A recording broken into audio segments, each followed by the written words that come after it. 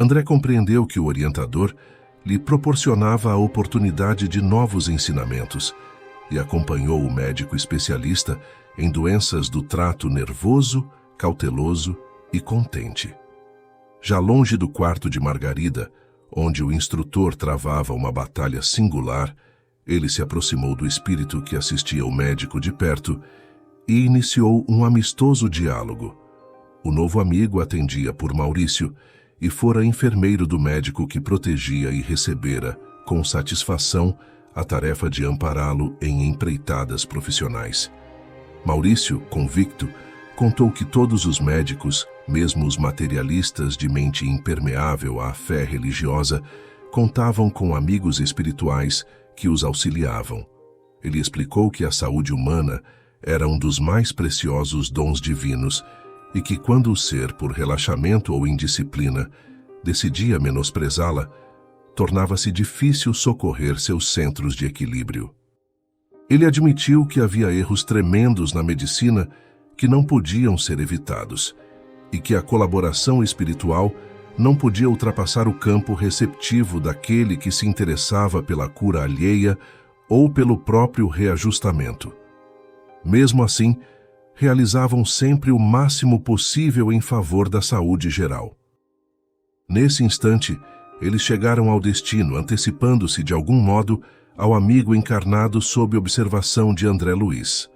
A casa, confortável, apesar do bonito jardim ao redor, estava cheia de energias desagradáveis.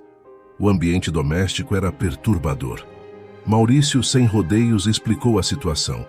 Eles estavam muito interessados em que o amigo se aprofundasse nas grandes questões da alma, para se aperfeiçoar na tarefa de ajudar mentes doentes. Por isso, mandaram até ali, de forma indireta, livros e publicações sobre o assunto. No entanto, contra o desejo deles, prevaleciam os preconceitos dos médicos e a influência ruim da segunda esposa sobre ele. Embora fosse inteligente, ele estava muito apegado aos prazeres dos sentidos. Não suportando a viuvez, casou-se há 5 anos com uma jovem que exigia muito dele. Além desse problema, havia uma questão muito séria.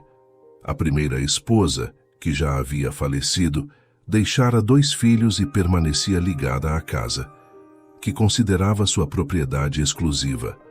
Por mais que eles trabalhassem, ainda não conseguiram tirá-la da casa, porque os pensamentos dos filhos, em conflito com o pai e com a madrasta, a chamavam o tempo todo. O conflito mental naquela casa era enorme. Ninguém cedia, ninguém perdoava, e a luta espiritual constante transformava o lugar numa arena de escuridão. Quando Maurício se calou e eles entraram, André Luiz pôde notar que a ex-dona da casa, sem o corpo físico, estava ali, em uma posição de revolta, abraçada a um dos filhos, um jovem de cerca de 18 anos, que fumava nervosamente numa espreguiçadeira. Ele era claramente um receptáculo da mente agitada da mãe. Ideias perturbadoras e criminosas povoavam sua cabeça.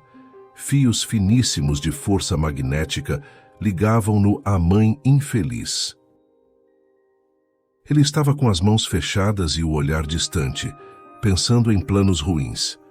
Apesar dos esforços de Maurício para ajudá-lo, nem ele nem a mãe ciumenta estavam abertos a essa ajuda espiritual. Maurício se esforçava para trazer um nível superior de espiritualidade ao local, mas o ambiente era muito resistente.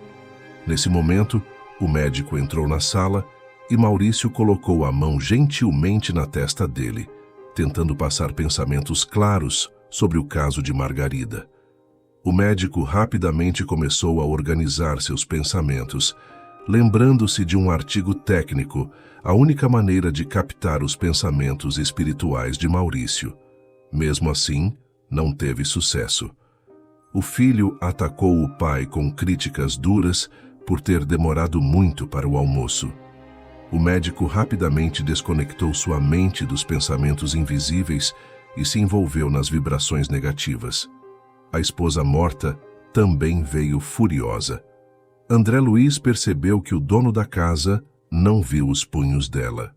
mas o sangue se concentrou em suas têmporas, deixando seu rosto cheio de raiva. Ele resmungou algumas palavras indignadas e perdeu todo o contato espiritual. Maurício observou a cena com tristeza. Aproximar-se das pessoas no plano físico para ajudá-las era sempre muito difícil. Surgiam oportunidades valiosas de realização espiritual, como naquele momento, diante do problema de Margarida. No entanto, as tentativas de ajuda muitas vezes resultavam em frustração. Mesmo pessoas intelectuais e responsáveis muitas vezes não conseguiam evitar os prazeres egoístas e perdiam as oportunidades de crescimento espiritual. Por mais que fossem chamados para uma jornada espiritual, o esforço quase sempre era considerado adiável e inútil. Maurício sorriu enigmaticamente ao refletir sobre a situação, lembrando que estavam diante de um homem chamado ao Ministério da Cura pelo campo social. Enquanto isso, a pequena família se reuniu ao redor da mesa. A segunda esposa do médico impressionou André Luiz pela sua aparência impecável. A maquiagem era admirável, o traje elegante e discreto, as joias simples e o penteado harmonioso. Mas rodeava-se ela de substância fluídica deprimente. Um halo denunciava-lhe a posição de inferioridade. Socialmente, aquela dama devia ser das de mais fino trato.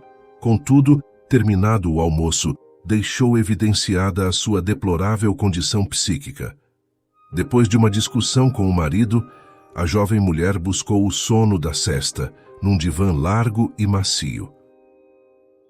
Maurício convidou André Luiz a observar o repouso dela intencionalmente. Com grande surpresa e um sentimento de atordoamento, André não viu os mesmos traços fisionômicos na forma espiritual que deixava para trás o corpo físico em descanso. Havia alguma semelhança, mas, no final das contas, ela se tornara irreconhecível, com seu rosto estampando sinais que lembravam as bruxas dos antigos contos infantis. Boca, olhos, nariz e ouvidos revelavam algo monstruoso.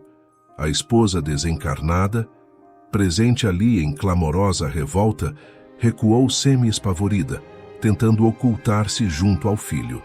André Luiz, lembrando-se do livro de Oscar Wilde sobre o retrato de Dorian Gray, cuja aparência se tornava horrenda conforme seu dono se entregava ao mal.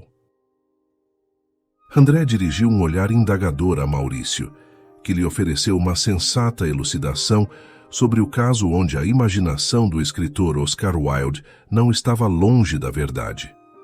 Homens e mulheres moldam sua forma espiritual internamente por meio de seus pensamentos, atitudes, palavras e ações.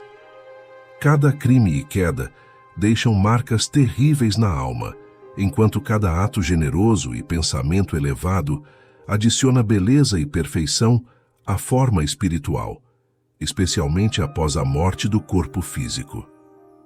Existem pessoas que parecem belas por fora, mas escondem verdadeiros monstros interiores, assim como há corpos físicos sofridos e rejeitados que escondem espíritos de beleza angelical.